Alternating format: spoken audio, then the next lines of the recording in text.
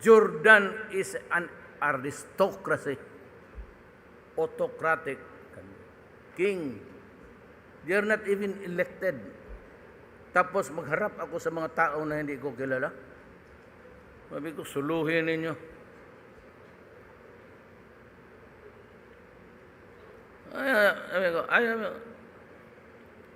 Kasi huwag kayong maniwala. Dito kayo sa akin.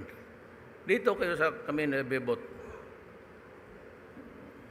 But ako naawa ako. Kanina ka pa sa aeroplano, hindi mo ginatanggal yung bag mo. Tanggal yan. Ano ba laman yan? Ang gold bars, oh.